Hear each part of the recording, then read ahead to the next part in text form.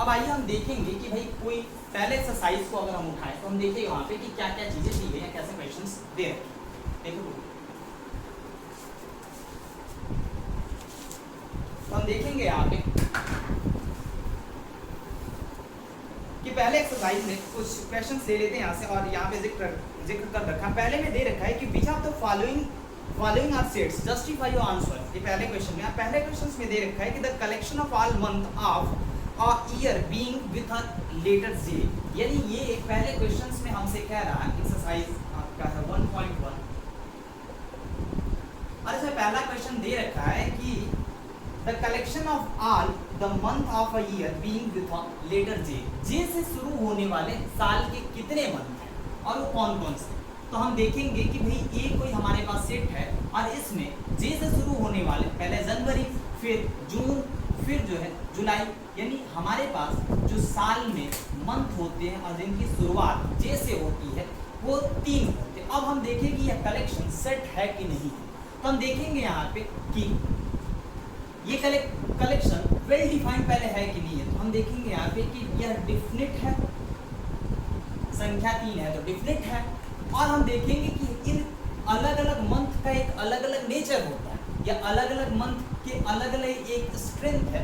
तो इस तरीके से हम इनको कहते हैं कि यह कॉम्प्लेक्स भी नहीं है, और जब ये कॉम्प्लेक्स नहीं है, डिफिनिट है, डिफिनिट भी है और नॉट कॉम्प्लेक्स है, तो इस स्थिति में यह जो इस कलेक्शन दे रखा है उसे हम सेट कहते हैं। अतः यह जो पहला होगा यह एक सेट होगा। फिर दूसरा यहाँ पे क्वेश्चन दे रखा है कि the collection of 10 most talented writers of India, Bharat के 10 जो है टैलेंटेड राइटर्स कौन कौन से हैं। तो अगर हम देखें इस क्वेश्चन के बारे में, इस क्वेश्चन को जिक्र करें यहाँ पे, तो ये बड़ा यहाँ पे हम कह सकते हैं कि हमारे हिंदुस्तान में अलग अलग राइटर्स अपने आप में, अब राइटर है तो खुद अपने आप में विद्वान होंगे, अगर ये विद्वान है या मोस्ट टैलेंटेड है तो हम इस तरीके से इनकी संख्याओं को डिफिनिट नहीं कह सकते, क्योंकि भारत में राइटर्स जो भी होंगे वो टैलेंटेड ही होंगे। इस तरीके से इनकी संख्या यानी ये कुल मिलाकर डिफिनिटी फेल होगा, और ये फेल होने की वजह से ये दूसरा वाला जो होगा यह कलेक्शन ही रह जाएगा, क्योंकि वेल डिफाइंड नहीं हो पाएगा। इसलिए कलेक्शन है तो ये, अगर कलेक्शन है तो फिर वेल डिफाइंड नहीं है तो कलेक्शन होगा। आगे कह रहे हैं कि team of 11 best cricket batsman of the world, पूरे विश्व में team of cricket best cricket batsman की अगर हम बात करें यहाँ पे, तो पूरे वर्ल्ड में बैट्समैन हम ये चॉइस नहीं है, चूज नहीं कर पाते कि किनकी संख्या डिफिनिट है, अर्थात किनकी संख्या डिफिनिट है, कौन बेस्ट है। और जब संख्या हम डिफिनिट इनकी नहीं निकाल पा रहे होंगे तो यह जो होगा यह वेल डिफाइंड नहीं हो रहा, और जब यह वेल डिफाइंड नहीं होगा तो वो कलेक्शन बस रह जाएगा, सेट नहीं बन पाएगा।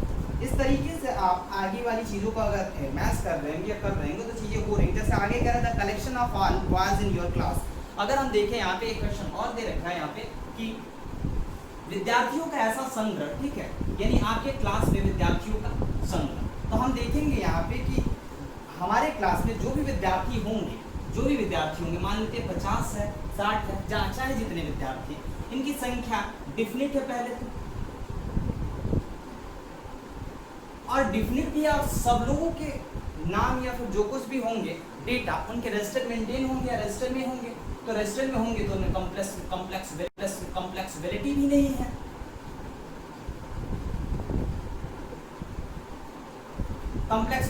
है, अतः यह दोनों अगर क्वालिफाई कर रहा है तो वो कलेक्शन वेल डिफाइंड होगा।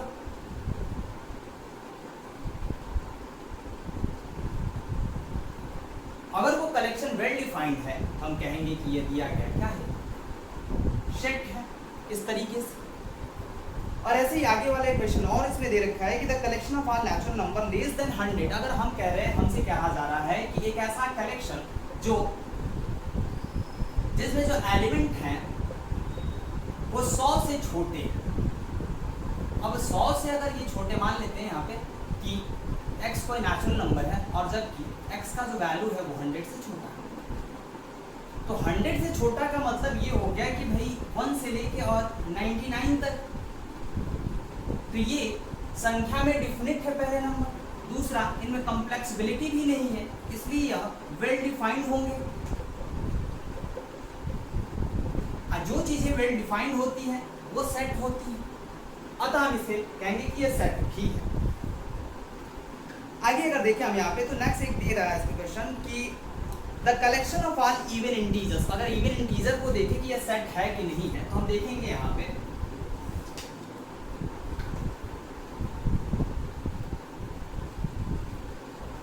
इवन इंटीजर जो होता है वो सेट है कि नहीं है। तो हम देखेंगे यहाँ पे कि ए कोई सेट है और ऐसा इनको मान लेते हैं कि x है that x is belongs to even number,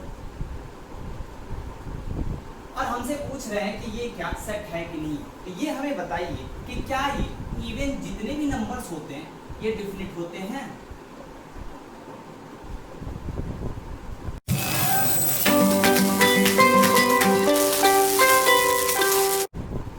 तो नहीं होते। और नॉट कॉम्प्लेक्स की बात करें तो ये पहले बाद में बात करें, लेकिन ये कॉम्प्लेक्स मतलब नॉट कॉम्प्लेक्स तो है ही है, लेकिन ये डिफिनिट नहीं है। अतः यह अगर ये डिफिनिट नहीं है और नॉट कॉम्प्लेक्स है तो इस स्थिति में यह जो होगा रिजल्ट इनका यह वेल डिफाइंड नहीं हो पाएगा। अगर यह वेल डिफाइंड नहीं होता है तो फिर ये ऊपर वाला जो भी ग्रुप दिया गया होगा यह एक कलेक्शन ही रह जाएगा, सेट नहीं। इस तरीके से हम आगे वाले क्वेश्चंस की बात करें तो ये क्वेश्चन और दे रखा है कि the collection of all question in your chapter in this chapter, आपके चैप्टर में या किसी भी चैप्टर इस चैप्टर में प्रश्नों का एक संग्रह। तो अगर हम देखेंगे कि भाई इस एक्सरसाइज में प्रश्नों का संग्रह, तो इनकी संख्या डिफिनिट है। पहले तो हर क्वेश्चन अलग अलग उद्देश्य अलग अलग जो है कि कॉन्सेप्ट दे रहे हैं, इसलिए हम कह सकते हैं कि यहाँ भी ये नॉट कॉम्प्लेक्स भी है और डिफिनिट भी नहीं है, तो हम कहेंगे कि यह एक सेट होता। फिर आगे इसमें एक क्वेश्चन दे रखा है, क्वेश्चन नंबर 2 है, और ये जो क्वेश्चन नंबर 2 है इसमें एक सेट दे रखे हैं साहब 1 2 3 4 5 6, और हमसे ये पूछ रहे हैं कि 5 डॉट डॉट डॉट, इसमें हमें फिल करना है क्या ये साइन होगा या फिर ये साइन होगा। मैंने पीछे अभी कुछ समय पहले हमने ये बताया रखा है आपको कि इसको हम कहते हैं बिलोंग्स।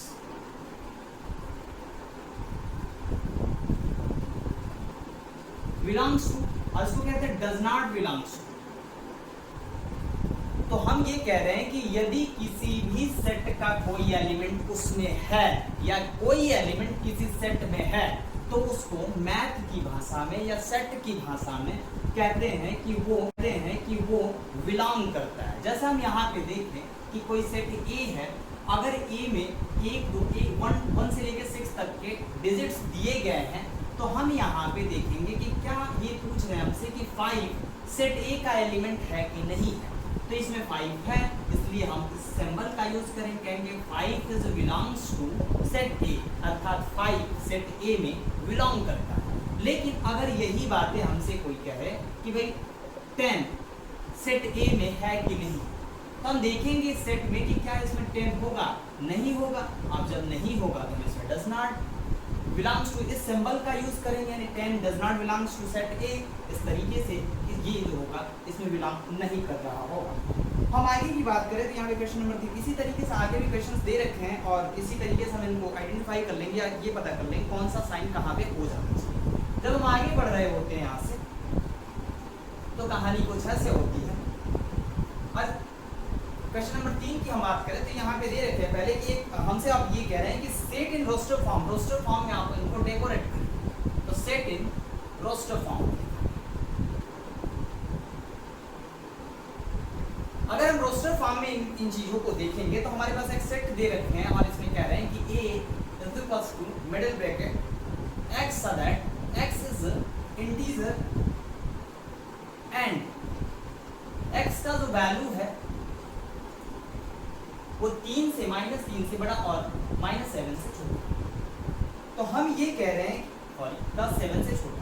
अब हम यहाँ पे ये कह रहे हैं कि क्या ये इसको हमें रोस्टर फॉर्म में दिखाना, और ये लिख रखा अभी सेट बिल्डर फॉर्म में। तो हम इसको लिखने के लिए करेंगे क्या है कि इसी सेट को ले लेंगे फिर यहाँ पे और यहाँ पे मिडिल ब्रैकेट बनाएंगे और देखेंगे कि x का मान -3 से बड़ा और 7 से छोटा।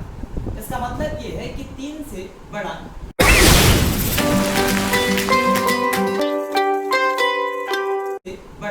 -2 होगा, -2 से 1 होगा, 0 फिर 1 फिर 2 फिर 3 फिर 4 फिर 5 एंड 6 और फिर ये।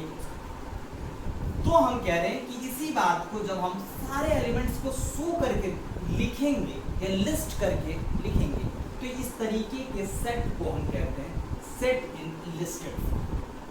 यह सेट लिस्टेड फॉर्म में है, ऊपर वाला सेट सेट बिल्डर फॉर्म है, या फिर हम इसको रोस्टर फॉर्म भी कहते हैं और बुक में रोस्टर फॉर्म ही कह रखा है। अब आगे अगर हम देखें तो हमारे पास एक और क्वेश्चन लेते हैं यहाँ से कि इसने ये कह रखे हैं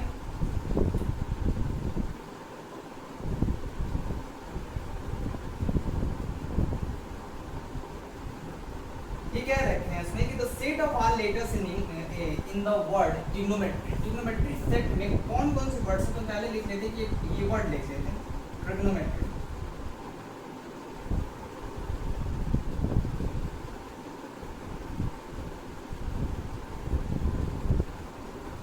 अब हम यहाँ पे एक चीज और जानेंगे कि कोई भी सेट जो होता है वो सेट ऑफ रिपीट या एलिमेंट ऑफ रिपीटेशन का अपोज करता है, अर्थात किसी भी सेट में कोई एलिमेंट एक बार ही यूज किया जा सकता है।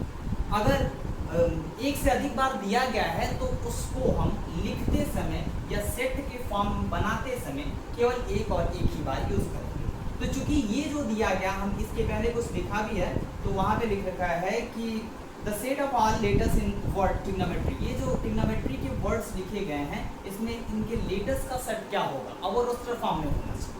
तो हम इसी को लिख रहे होंगे। पहले तो ये हम जान लेते हैं कि जो भी दो लेटर्स दिए गए होंगे सेट उन पे डिपेंड नहीं करता, अर्थात उनके रिपीटेशन को रोकता है।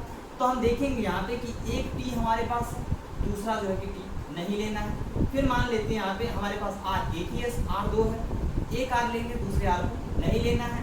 फिर यहाँ पे आई दे रखा है और आई दूसरा है नहीं, ठीक है।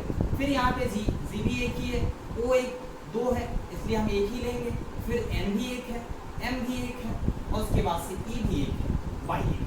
तो इन सारी चीज़ों को जब हम लिखेंगे अर्थात रिपीटेड टर्म को छोड़ के लिखेंगे तो यही सेट अपने रोस्टर फॉर्म में हो रहा हो सो हो रहा होगा। जहाँ पे एम है फिर ई है और फिर आगे देखेंगे तो ये वाई, ये हमारा रोस्टर फॉर्म में सेट होगा। अब आगे की अगर हम बात करें तो देखेंगे हमारे पास अब यहाँ पे कन्वर्ट करना है set builder form. Next question number 4 में दे रखा है कि right the following set in the set builder form. Set builder form में इनको आप डेकोरेट करिए ऑरेंज करके। तो देखेंगे हम यहाँ पे क्वेश्चन ले लेते हैं यहाँ से, जैसे ये चौथे का दूसरा क्वेश्चन है और इसमें दे रखे हैं कोई सेट A = 2 4 8 16 32। अब अगर हम देखें तो हमें अगर सेट किसी लिस्टेड फॉर्म या रोस्टर सेट को हमें सेट बिल्डर फॉर्म में लिखना तो हम करेंगे क्या कि इसको लिखने का एक बेसिक सा मेथड होता है कि इनके एलिमेंट के कैरेक्टर को हम जानेंगे। यदि हम एलिमेंट के कैरेक्टर को जान लेते हैं, आइडेंटिफाई कर लेते हैं तो फिर हम उसका सेट बिल्डर बना सकेंगे क्योंकि हमें वो मेथड पता चल जाएगा। तो हम कहते हैं कि फर्स्टली वी चेक या वी फाइंड कैरेक्टरिस्टिक्स ऑफ या character of element of the set. Set के एलिमेंट का हम सबसे पहले कैरेक्टर निकालते हैं, चेक करते हैं। तो हम देखेंगे इसी सेट को क्या हम ऐसे भी लिख सकते हैं 2 के पावर 2 2 के पावर 3 2 के पावर 4 2 के पावर 5।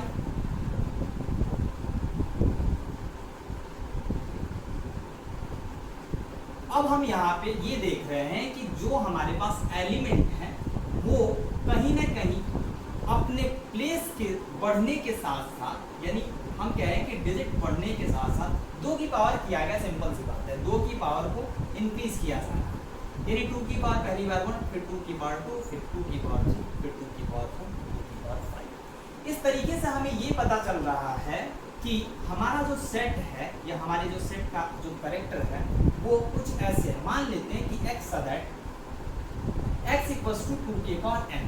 और अगर हम देखें यहाँ पे जहाँ वेयर n का जो वैल्यू होगा वो कोई नेचुरल नंबर और ये नेचुरल नंबर तो होगा ही, लेकिन n के वैल्यूज सीमित हैं, 1 से लेके 5 ही तक होगा। तो हम लिख लेंगे यहाँ पे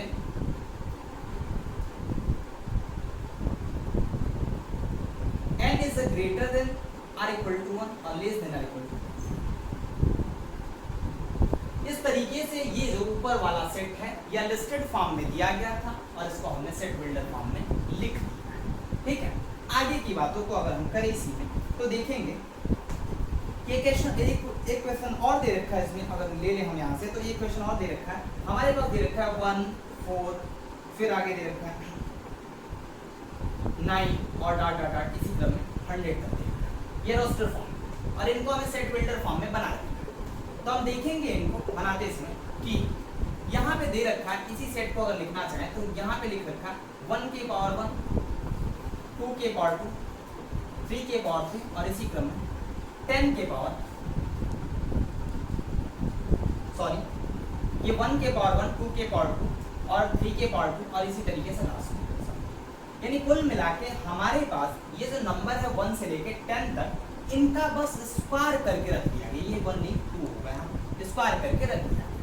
तो हम इन एलिमेंट यानी पर्टिकुलर एलिमेंट 1 से लेके 10 तक के एलिमेंटों का नेचर पढ़ लिया, करेक्टर पढ़ लिया।